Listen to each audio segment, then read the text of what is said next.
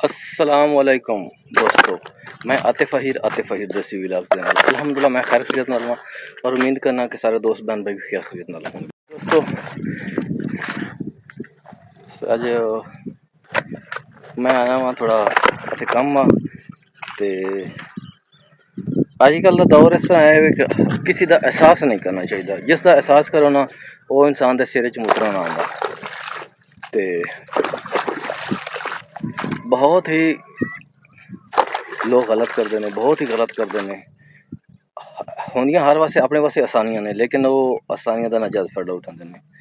कुछ अर्सा पहले असी ना एक ना दूसरा सड़क है अपनी जमीन है उसे पैप रखे सन ते पैप दो चार रखे सन ते महंगे पैप आए सन, गरीब बंदे वास्ते चीज़ां महंगियां होंदियां ने ते पैप रखे सन। रास्ता बनाया सी, रास्ता बड़ा अच्छा बनाया सी, पूरी सड़क उहदे विच काबू च आ गई सी ते कंट्रोल च आ गई, जेहड़ी चीज़ मर्जी लंघ सकदी सी। लेकिन मतलब अपने लोग अपनी आसानी खत्म करके ना अपनी मुश्किल आप ढूंढते हैं ते असी फिलहाल दूसरा रास्ता बनाया, सारा कुछ पैप शैप रखा, लेकिन उसके बावजूद लोगों ने ना कल ट्रालियां गुजारियां ने पैप तोड़ देते हैं। तो मैं तुम जगह दिखाना वा,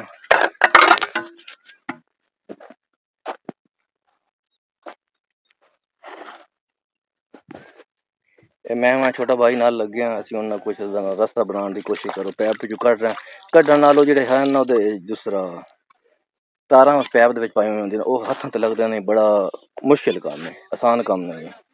तो लोग नुकसान करते हैं, हूँ उन्होंने अपना ही नुकसान है, असी जगह हमें छड़ देंगे लेकिन उस लोगों का अपना नुकसान होना, उन्होंने आप तकलीफ होनी, असी तो कदों गुजरना, लेकिन उन्होंने लोगों ने रोजाना इस गुजरना, उन्होंने रोजाना इस सड़क का काम है।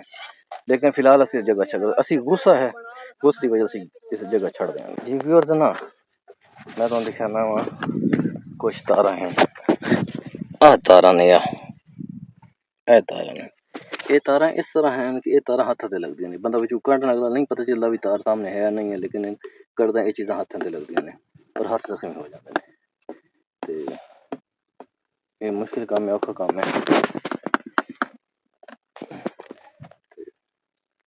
उन्होंने लोगों ने इतनी बेतकी है कि उन्होंने लोग आके उस दिन आया ट्राली गुजरी है ना चुप करके पीछे चले गए, उन्होंने नहीं आख्या कि यार रास्ता ठीक करना नहीं करना, अपना नुकसान होया इन्हों का नुकसान हो, लेकिन उन्होंने लोगों ने ये नहीं।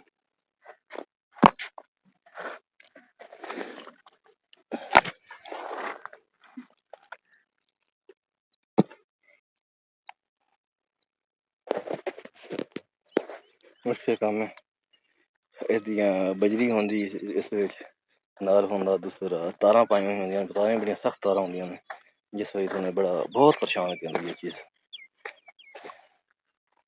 चलो अल्लाह पाक उन्हें खुश रखे। नाल मैं स्प्रे करा रहा वहाँ मुंजी नूं ते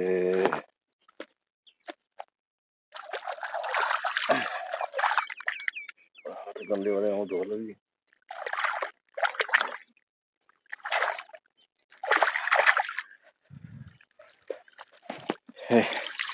शफी भाई स्प्रे करते पे ने,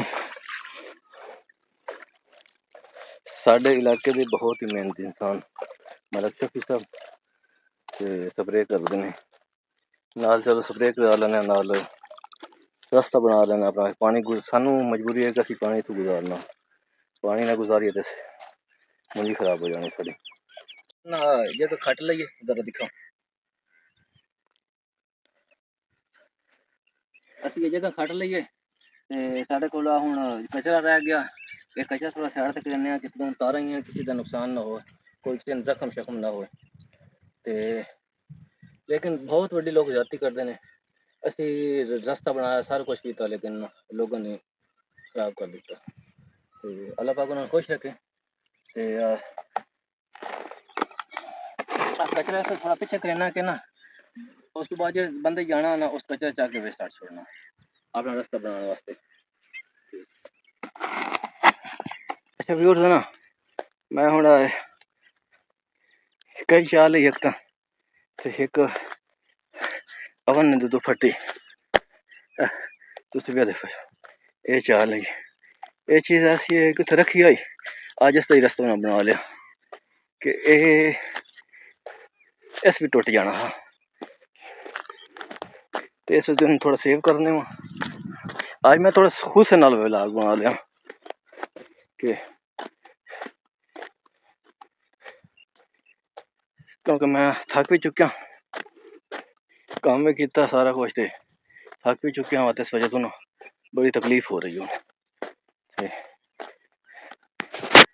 हूँ चलने प्यास बड़ी लगी, पानी शानी पी आने उथे मोटर से। मेरे ख्याल मोटर भी बंद हो गई। अल्लाह पाक खैर करे।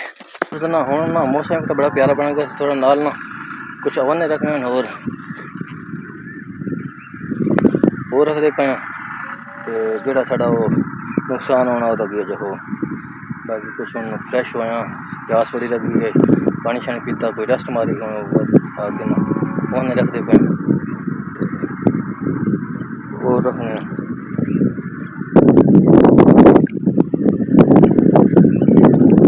गेले और ले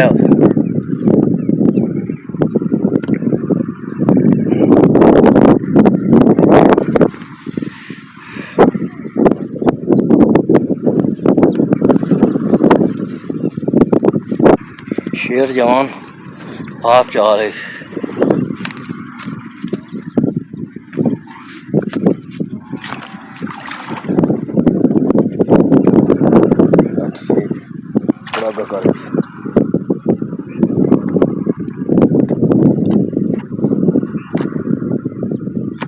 थोड़ा ना तले ना जिमें रखना ना थोड़ा खट के रखना इसनों भी ना देखते पे। तो इतने पानी गुजारना होंदा, ओवन शाने पानी लाना होंदा, क्यारे पानी लाना उस वास्ते।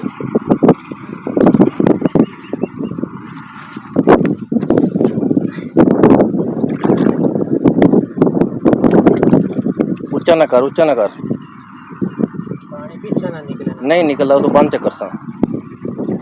ऊंचा हो गया तो पानी निकलना कोई नहीं, पानी इतने आना रहन दे ना ऊंचा कर यार। पानी आ रहा टपदा रासी नहीं टपदा रासी, तू तले कर थोड़ा हथ बेच रहा, अगली साइड तो चिक्का कर लसा है तो ठीक है।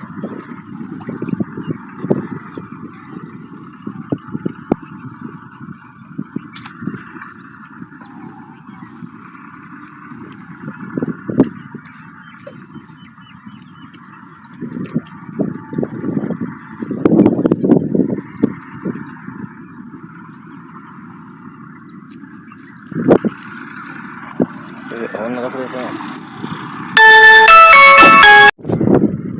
जी। असल ना असल तकरीबन ओवन बन चुके हैं।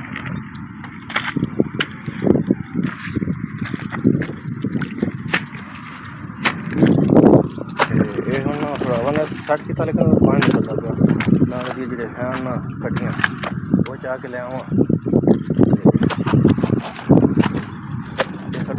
आज का वर्क जो कंप्लीट हो गया।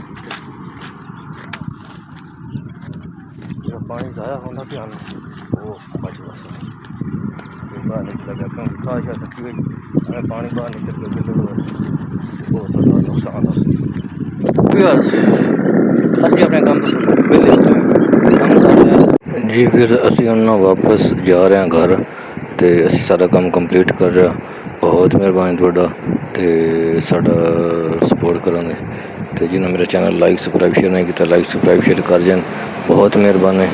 तो असी अपना व्लॉग इतना एंड करांगे। तो हुण असी घर चले, बारिश का मौसम है, तो तुहानूं कहांगे हसदे रहो वसदे रहो, ऊंचियां टालां च रहो, रब रखा, अल्लाह हाफिज़।